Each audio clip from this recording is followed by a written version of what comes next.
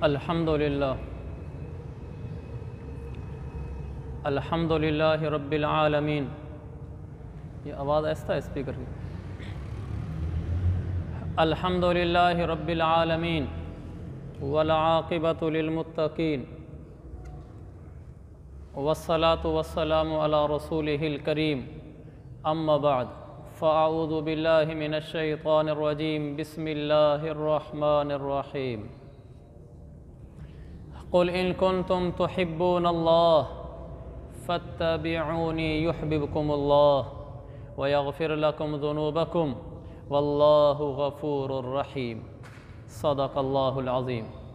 वक़ाल रसूलुल्लाहि सल्लल्लाहु अलैहि वसल्लम ला युमिनु अहदुकुम हत्ता यकूना हवाहु तबअन लिमा जिअतु बिही औ कमा क़ाल अन्नबिय्यु सल्लल्लाहु तबारक व तआला अलैहि वसल्लम। रवाहुल बुखारी फ़ी सहीह।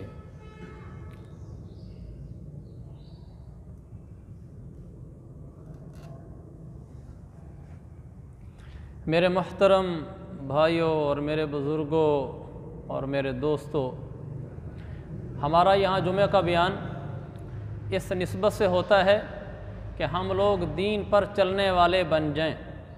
और हमारा दीन बहुत सारी चीज़ों का मजमूआ है।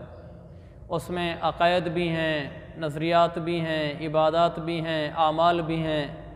अक़ायद में बुनियादी चीज़ अल्लाह रसूल की मोहब्बत है और फिर हज़ूर पाक सल्लल्लाहु अलैहि वसल्लम की मुबारक ज़िंदगी है कि आपकी सीरत, आपकी ज़िंदगी मुबारक वो हमें मालूम हो ताकि उसके मुताबिक हम ज़िंदगी गुजारें।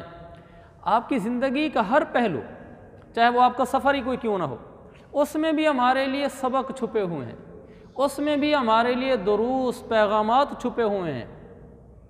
आपके हंसने में भी हमारे लिए ज़िंदगी है, आपके बोलने में हमारे लिए ज़िंदगी है, आपके चलने में हमारे लिए ज़िंदगी है, आपकी हर अदा में हमारे लिए एक खूबसूरत ज़िंदगी है।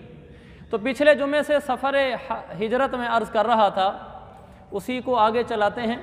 तो सफ़र हिजरत में भी हमारे लिए बहुत असबाक हैं, बहुत पैगामात हैं, सीखने की चीज़ें हैं, इसलिए कि मेरे नबी की हर अदा में सीखने की चीज़ें हैं।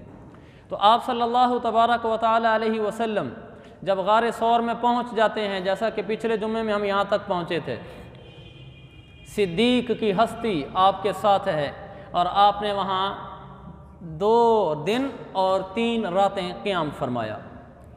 27 का दिन था जब आप रात को यहाँ से गए थे, छुप कर आप गए थे। 28-29 को 2 दिन आप वहाँ छुप कर रहे। ये जो आपने 2 दिन छुप कर वहाँ गुजारे हैं, इससे हमें क्या पैगाम मिला? नबी हमें बताना चाहते हैं दुनिया असबाब की ज़िंदगी है, दुनिया असबाब की ज़िंदगी है। मेरा नबी चाहता, अल्लाह से दुआ मांगता, अल्लाह बुराक भेज सकता है, अल्लाह अब नहीं भेज सकता था। आपकी सवारी पे बैठते, मदीने उतर जाते, आपको कोई पकड़ ही ना सकता। लेकिन नहीं, हमें ज़िंदगी सिखानी थी, आपने दुनिया में सफ़र करना था, तो ऐसे सफ़र कराया जैसे आम इंसान सफ़र करते हैं। हाँ, जब आसमानों पे जाना था वहाँ तो इंसानों का सफ़र ही नहीं है, तो वहाँ फिर बुराक भेजी। अल्लाह ने अपनी कुदरत भी दिखलाई और अपने नबी की इज़्ज़त भी दिखलाई। और जब आपने मदीना सफ़र करना है तो ज़मीन का सफ़र है, तो ऐसे कराया जैसे आम इंसान करते हैं। फिर हमें बताया कि देखो मेरे नबी ने कैसे किया, तुम भी ऐसे करना। अल्लाह के नबी छुप कर गार सौर पहुँचे हैं और छुप कर वहाँ रहे हैं, ये बताने के लिए कि अगर कोई आदमी सबब इख्तियार करता है दुआ मांग कर, तो यही सुन्नत और यही शरीयत है। अगर कोई दुआएं मांगने में लग जाता है और सबब नहीं इख्तियार करता, मसलन एक लड़का है वो पढ़ता नहीं है, दुआएं मांगता है, नफलें पढ़ता है, रोज़े रखता है, तहज्जुद में जागता है, अल्लाह मुझे पास कर दे, मुझे बड़ा आलिम बना दे, मुझे बड़ा प्रोफेसर बना दे, मैं यकीन से कहता हूँ वो नहीं बन सकता। भला वो तहज्जुदें उठ कर पढ़े, भला वो बैतुल्लाह में जाकर दुआएं मांगे, इसलिए कि उसने नबी की सुन्नत छोड़ी है। मेरे नबी ने कहा कि दुआ मांगो, 7 असबाब इख्तियार करो। पढ़ा तो वो है नहीं। एक आदमी कमाए ना, घर बैठ जाए और कहे कि या अल्लाह बड़ी रोज़ी दे दे, रोज़े रखे, तहज्जुदें पढ़े, रोए, उसको नहीं मिलेगी, इसलिए कि अल्लाह का ये निज़ाम नहीं है। हाँ, वो कमाए फिर दुआ मांगे, मेहनत करे, पढ़े फिर दुआ मांगे, फिर जहाँ तक वो कर सकता है वो कर दे, उससे आगे रब कर देगा। जैसा कि मेरे आका ने किया, आपने जितना छुप सकते थे, जितना दूर जा सकते थे, आपने वो किया। आप कोई 5-6 किलोमीटर दूर गए हैं वहाँ गार सौर में, اور وہاں چھپے ہیں، اتنا آپ کر سکتے تھے آپ نے کیا، اس سے آگے کیا کر سکتے تھے؟ اس لیے کہ آپ رات کو چلے ہیں چھپنے کے لیے، فجر سے پہلے جا کر آپ غار ثور میں پہنچے ہیں، آگے دن کا چاندنا ہو گیا تھا، اب اگر آگے چلتے ہیں تو دن کو ڈھونڈنے والے پہنچ جائیں گے۔ آپ جتنا کر سکتے تھے آپ نے کر دیا، آپ غار میں چھپ گئے، باقی اللہ نے کر دیا۔ وہ کیسے؟ جب کھوجی وہاں پہنچتے ہیں، حالانکہ اللہ کے نبی پنجوں کے بل چل کر گئے تھے تاکہ نشان نہ لگے، لیکن پھر بھی وہ بڑے ماہر لوگ تھے، وہ پہنچ گئے۔ تو وہ جب وہاں پہنچ گئے تو میرے نبی نے وہ کر دیا جو اسباب کی دنیا میں ہو سکتا ہے، کہ ساری رات چل کر وہاں پناہ لے لی جو چھپی ہوئی دور جگہ ہے۔ آگے اللہ نے کر دیا کہ جب یہ پہنچے تو انہوں نے جالا تنوا دیا، میرے رب نے، مکڑی آئی اور اس نے جالا تن دیا۔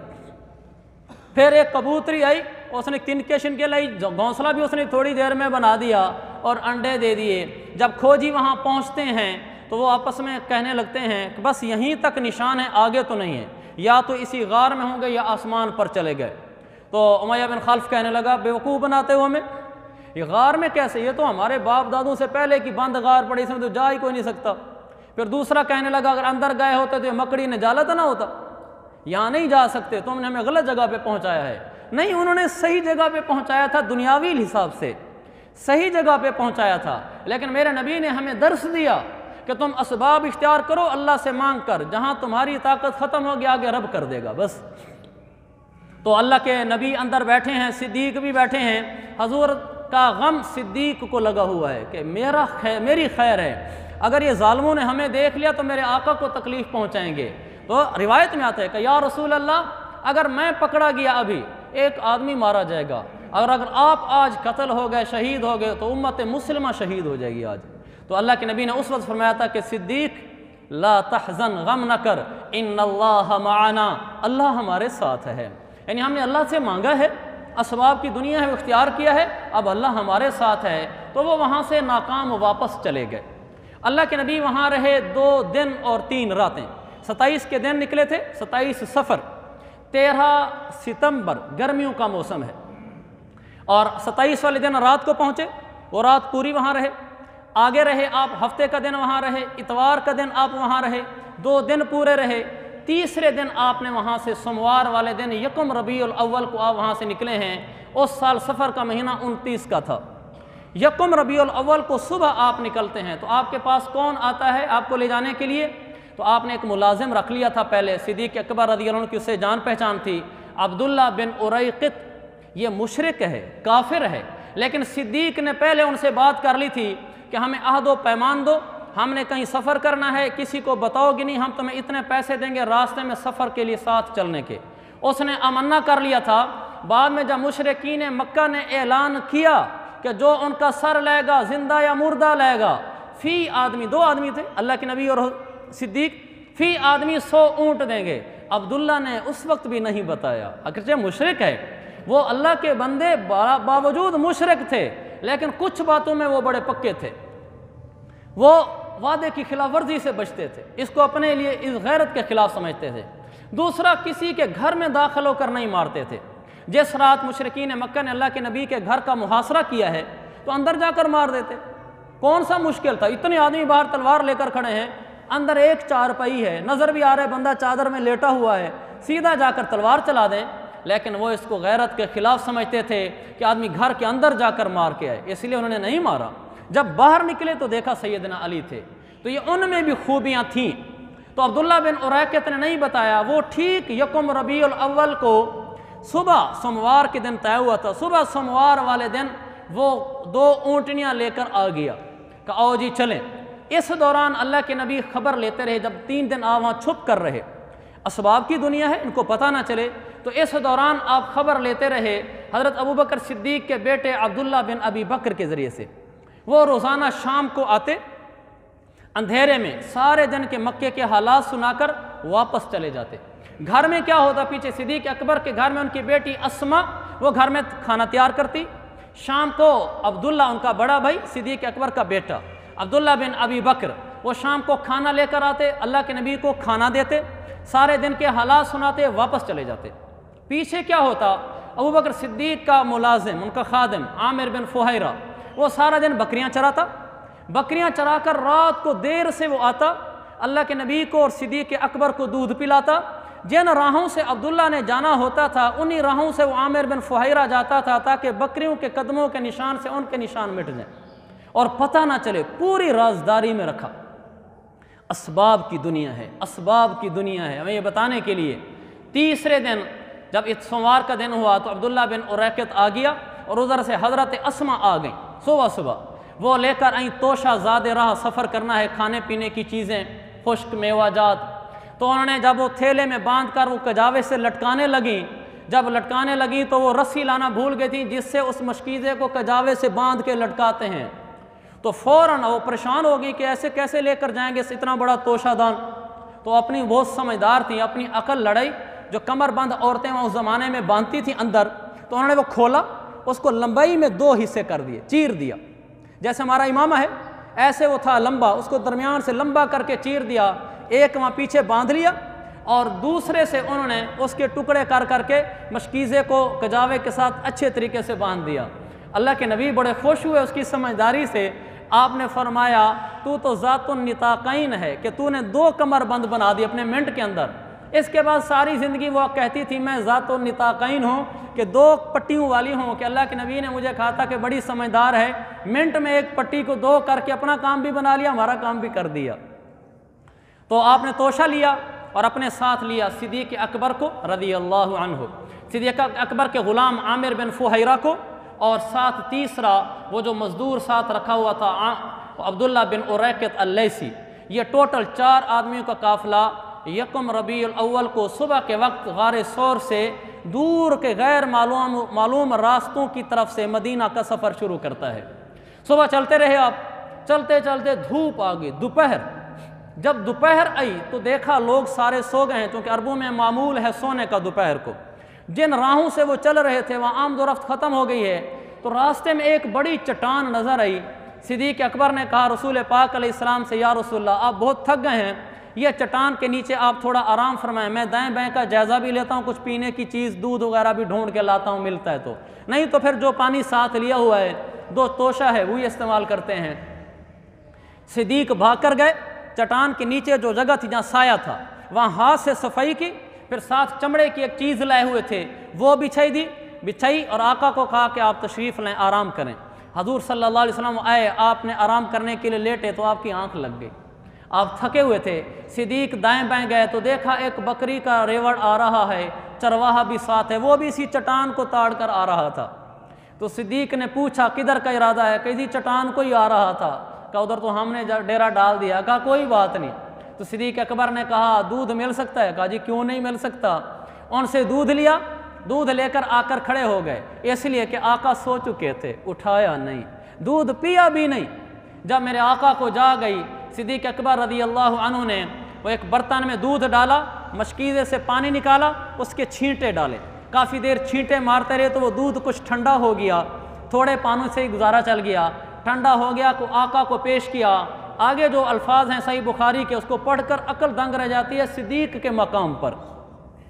صدیق کہتے ہیں رضی اللہ عنہ کہ میں آقا کو وہ دودھ پیش کرتا ہوں، کہا شربا ورتوا حتی رضیتو، آقا نے دودھ پیا، سیراب ہو گئے یہاں تک کہ میں خوش ہو گیا۔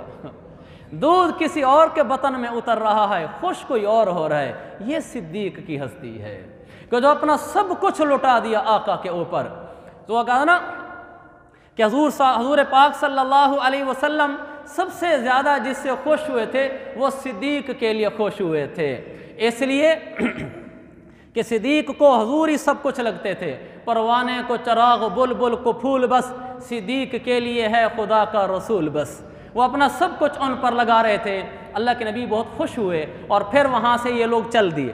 اب آگے چل رہے تھے، ایک دن آگے گزر گئے، زاد المعاد کے حوالے سے دوسرا دن تھا، یہ گزرے قبیلہ بنو خزاعہ سے۔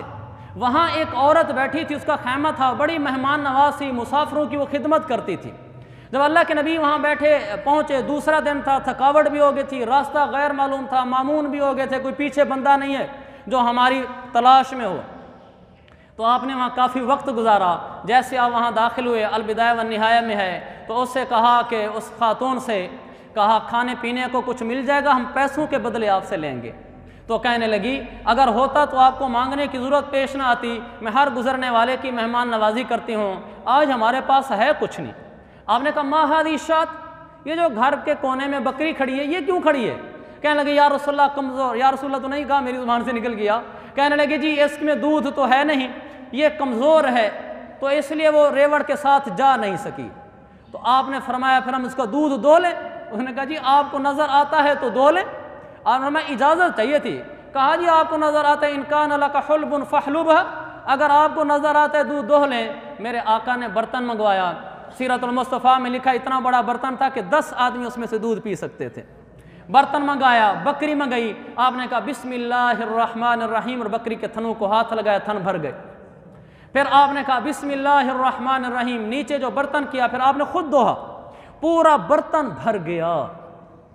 آپ علیہ الصلوۃ والسلام نے سب سے پہلے اس گھر کی جو مالکن تھی جن کی وجہ سے ملا، پہلے ان کو پلایا دودھ، پھر اپنے 3 ساتھیوں کو پلایا، آخر میں آپ نے پی کر فرمایا ساقی القوم آخرہم، پلانے والے کا حق یہ ہوتا ہے کہ وہ آخر میں پیا کرے۔ ہمیں سبق دے گئے کہ پلانے والا آخر میں پیے۔ ہمیں کوئی کہے جی چائے ڈال دو سب میں تو ہم سب سے آخر میں پیئیں گے، کوئی جی یہ پانی سب کو 1 گلاس شربت کا دے دو، ہم سب سے آخر میں پیئیں گے۔ تو اللہ کے نبی نے بتایا پلانے والا کھلانے والا سب سے آخر میں لے، تو آپ نے وہ دودھ پیا، پھر دوبارہ برتن منگوایا، پھر دوبارہ اس کو دوہا بسم اللہ پڑھ کر، پھر بھر گیا، برتن دے کر آپ آگے چلے گئے۔ لیکن آپ نے چونکہ وہاں ایک اچھا خاصا وقت گزارا تھا تو اس خاتون نے، بوڑھی اماں نے آپ کو جو دیکھا وہ تو آپ کی ہو کے رہ گئی۔ شام کو اس کا شوہر آیا تو اس نے دیکھا گھر میں دودھ کا بڑا بھرا برتن، یہاں تو کوئی دائیں بائیں گھر بھی نہیں اور قحط کا زمانہ ہے، یہ دودھ کدھر سے آ گیا؟ وہ کہنے لگا اللہ کی بندی دودھ کدھر سے آیا؟ پھر جو وہ بولی تو پھر وہ بولی، پھر جو اس نے بولا پھر تاریخ نے اس کو جگہ دی، کتابوں نے اس کو جگہ دی، پھر ایسی جگہ دی ہے کتاب میں پڑھ رہا تھا، انہوں نے کہا ایسا تذکرہ، ایسا میرے نبی کی شان کا حلیہ جو بیان کیا ہے کسی اور نے کوئی خاطر خواہ ایسا نہیں بیان کیا۔ وہ پھر کہنے لگی اپنے شوہر کو، ابو معبد کو، کہنے لگی میں جانتی تو نہیں کون تھا، لیکن ایک شخص تھا برکتوں والا تھا۔ پھر اس نے بیان کرنا شروع کیا میرے نبی کے حلیہ کو، کہنے لگی ظاہر الوضاء، سارا رنگ ہی چمکدار تھا، ابلج الوجہ، چہرہ روشن تھا، حسن الخلق، پورے جسم کی بناوٹ خوبصورت تھی، لم تعبہ سجلہ، اس کا پیٹ بڑا ہوا نہیں تھا، ولم تزری بہ سعلہ، سر چھوٹا نہیں تھا، وسیم قسیم، وہ وسیم بھی تھا قسیم بھی تھا۔ ایسے لفظ عربی میں بولے کہ عربوں کو بھی لغت اور ڈکشنری کھولنی پڑ گئی کہ وسیم قسیم کیا ہوتا ہے۔ اس نے کہا، اس نے جو لفظ بولے وسیم، اس کو کہتے ہیں جس کو دیکھ کر آپ کا دل اس کے حسن سے نہ بھرے، اور ایسی ہستی دنیا میں نہ کبھی آئی ہے نہ آئے گی، وہ ایک ہی آئی ہے۔ وسیم، آپ دیکھتے جائیں دل اور مشتاق ہوتا جائے دل بھرے ہی نہ، اس کو وسیم کہتے ہیں۔ قسیم اس کو کہتے ہیں جس کو جس انگ سے دیکھو، جس ادا سے دیکھو وہ حسین نظر آئے، ناک دیکھو تو حسین، آنکھیں دیکھو تو حسین، سر دیکھو تو حسین، پیٹھ دیکھو تو حسین، قد دیکھو تو حسین، گفتگو دیکھو تو حسین، اخلاق دیکھو تو حسین، مسکرانا دیکھو تو حسین، اس کا ہر عمل، ہر ادا انسان کو کھینچتی چلی جائے، اس کو قسیم کہتے ہیں۔ تو کہنے لگی وسیم قسیم، وہ کھلا کھلا خوبصورت مکھڑا تھا۔ پھر کہنے لگی فی عینیہ دعج، اس کی آنکھ میں دعج تھا۔ دعج کیا ہوتا ہے عربی میں؟ دعج یہ ہے آنکھ موٹی ہو، جو آنکھ کی سفیدی ہے وہ پوری سفید ہو، جو سیاہی ہے وہ پوری سیاہ ہو۔ کہ اس کی آنکھ میں دعج تھا، سفیدی مکمل سفید تھی، سیاہی مکمل سیاہ تھی، آنکھ موٹی تھی۔ وفی اشفارہ وطف، پلکیں اس کی لمبی تھیں، اور پھر بھویں کہنے لگی واہ کیسا اس نے دیکھا، کہنے لگی احور اکحل اکرن ازج، اس کی آنکھیں موٹی تھیں، اس کی آنکھیں سرمگی تھیں، سرما لگا ہوا لگتا تھا، اکرن اس کی بھویں گھنی تھیں، ازج اس کی آنکھیں باریک تھیں، خمدار تھیں۔ ایسے اللہ کے نبی بنائے گئے تھے، ایسے لگتا تھا کہ جیسے اللہ کے نبی بولتے گئے اور اللہ بناتا گیا، اللہ کے نبی بولتے گئے اور اللہ بناتا گیا۔ اسی کو تو کہا تھا حسان بن ثابت نے، جب بنو تمیم کا ایک وفد آیا حضور کے پاس، مسلمان نہیں ہوا تھا، آ کر کہنے لگا، سردار تھے ان کے کئی، کہنے لگا جئنا للمفاخرہ، ہم اسلام لینے نہیں آئے، اسلام لانے نہیں آئے، ہم آپ کے ساتھ مقابلے کے لیے آئے ہیں، پہلے مقابلہ کریں گے پھر اسلام دیکھیں گے۔ تم اپنی طرف دعویٰ دیتے ہو کہ آپ بڑے ہو، ہم بڑے ہیں۔ تو وہ اقرا بن حابس ان کا سردار کہنے لگا ہمارا خطیب کھڑا ہو کر تقریر کرے گا، پھر تمہارا تقریر کرے گا، پھر دیکھیں گے کس کا بڑا ہے۔ میں دوبارہ یہ واقعہ بیان کروں گا معبد والا، لیکن درمیان میں مجھے یاد آ گیا کہ میرے آقا کی آنکھیں ایسی تھیں، میرے آقا کا چہرہ ایسے تھا، ایسے لگتا تھا جیسے آپ بولتے اگر رب بناتا گیا۔ تو اس پر میں وہ واقعہ سنا رہا ہوں۔ تو وہ کہنے لگا اقرا بن حابس ہمارا خطیب کھڑا ہوگا۔ وہ تو خطیب تیار کر کے لے تھے، ان کا خطیب کھڑا ہوا عطارد، کہا جی ہمارا خطیب ہے، عطارد نام ہے، آپ کھڑا کریں۔ آپ نے صحابہ میں سے چنا نہیں، آپ نے ایک صحابی کھڑا کر دیا جو اس کے نام کے اوپر اس کا نام تھا۔ اس نے کہا عطارد، میرے نبی نے کہا کھڑا ہو ثابت بن قیس بن شماس کو کھڑا کیا، کہا کرو تقریر۔ تو عطارد نے تقریر کی فصیح بلیغ۔ آپ نے کہا ثابت اب تو بول۔ ثابت بولا تو پھر ثابت ہی بولا، اس کی فصاحت تو پھر زمین و آسمان کے کلابے ملا رہی تھی۔ پھر انہوں نے کھڑا کیا، وہ تیار کر کے لائے تھے، کہنے لگا یہ ہمارا شاعر ہے، اس کا نام ہے زبرقان۔ میرے نبی نے اسی کے نام کے اوپر نام رکھ کر صحابی کو اٹھایا۔ آپ نے فرمایا قم یا حسان، ان کا زبرقان تھا، ہمارا حسان اٹھا۔ آپ نے فرمایا عجب یا حسان، حسان اس نے جو قصیدہ پڑھا ہے، ان کے زبرقان نے شاعر تھا، قصیدہ پڑھا، پوری نظم پڑھی جس میں یہ بتایا ہم ایسے بڑے ہیں، ہم ایسے بڑے ہیں، جس کے ضمن میں میرے نبی پر بھی زد ڈال کیا کہ ہم بڑے لوگ ہیں۔ تو آپ نے فرمایا حسان اٹھ۔ حسان اٹھ کر کھڑے ہوئے تو اللہ کے نبی نے کہا اللہم ایدہ بروح القدس، اے اللہ جبریل بھیج کے حسان کی مدد کر دے۔ اب جو حسان کھڑے ہوئے 34 اشعار کا فل بدی ایک لمبا قصیدہ نظم کہہ دی، جس کو یہاں سے شروع کیا کہ احسن من کلم ترکت عینی واجمل من کلم تلد النساء، خلقت مبرئا من کل عیب کانک قد خلقت کما تشاء۔ حضرت حسان نے کہا کہ یا رسول اللہ، لوگ تو بولیں گے آپ کی تعریفیں بن دیکھے، حسان دیکھ کر بولتا ہے کہ آپ جیسا حسین اس آنکھ نے کبھی نہیں دیکھا، اور میرا علم یہ کہتا ہے، حسان کہہ رہے ہیں کہ آپ جیسا حسین کسی ماں نے جنا نہیں۔ پھر وہی جملہ کہا جس پر میں نے واقعہ سنایا، کہنے لگے یا رسول اللہ کأنک قد خلقت کما تشاء، آپ کو دیکھ کر تو ایسے لگتا ہے کہ جیسے آپ بولتے گئے رب بناتا گیا۔ اس لیے وہ کہنے لگی اکحل احور اقرن ازج، میرا نبی ایسے تھا۔ جب یہ بول کر فارغ ہوئے تو اقرا بن حابس کھڑا ہو گیا، کہنے لگا سردار جی خطیبکم اخطب من خطیبنا، تمہارا خطیب ہمارے خطیب سے نمبر لے گیا، وشاعرکم اشعر من شاعرنا، تمہارا شاعر ہمارے شاعر سے نمبر لے گیا، لہٰذا ہم سارے کہتے ہیں لا الہ الا اللہ محمد الرسول اللہ، یہ میرا نبی تھا۔ تو جس پر میں نے کہا وہ کہنے لگی احور اکحل اقرن ازج، شوہر کو کہتی ہے آنکھیں موٹی تھیں، آنکھیں سرمگی تھیں، بھویں اس کی بالکل گھنی تھیں، باریک تھیں، خمدار تھیں، فی صوتہ سحل، آواز دھیمی تھی، شریفانہ تھی، گردن فی عنقہ سطع، گردن سردارانہ تھی، فی لحیتہ کثاثۃ، داڑھی اس کی گھنی تھی، ان صمت فعلیہ الوقار، اگر وہ خاموش رہے تو پروقار، ان تکلم سماہ علیہ البہا، اگر بولے تو آواز اس کی کشش دار، کا احسن الناس واجملهم من بعید، دور سے دیکھو تو لگے با کمال و پر جمال، واحسنهم واجملهم من قریب، اگر قریب سے دیکھو تو حسن کا آئینہ دار۔ کا بولتا کیسے تھا وہ؟ کا حلو المنطق، جب بولے تو لگے شیرینی اور مٹھاس کا احساس، کا فصل لا حذر ولا نظر، بڑی نپی تلی باتیں کرتا تھا، بڑی سوچی سمجھی باتیں کرتا تھا، دو ٹوک واضح الفاظ بولتا تھا، کأن منطقہ خضرات نظم یتحدرن، کہ جب بولتا تھا تو ایسے لگتا تھا جیسے موتیوں کی برسات برس رہی ہو۔ ربعۃ لا تشنعہ من طول، کہنے لگی قد درمیانہ، نہ اتنا لمبا کہ لگے ناگوار، ولا تقتحمہ عین من قصر، نہ اتنا چھوٹا کہ آنکھ کو لگے خراب حال، فهو انظر الثلاثۃ منظرا، قد ایسا کہ جیسے شاخ میں ہو تازہ بہار۔ یہ وہ اللہ کے نبی کو حلیہ بیان کر رہی ہے۔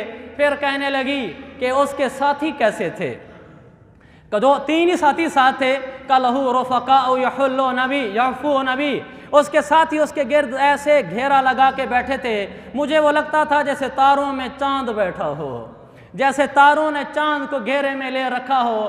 اس کو کسی شاعر نے کہا تھا کہ مسجد نبوی یہ تو بتا کچھ، سما وہ کیسا پیارا ہوگا، صحن میں آقا بیٹھے ہوں گے، گرد اصحاب کا حلقہ ہوگا، بزم نبوت میں صدیق بھی، فاروق و عثمان علی بھی، چاروں یار ستارے ہوں گے، بیچ میں چاند چمکتا ہوگا۔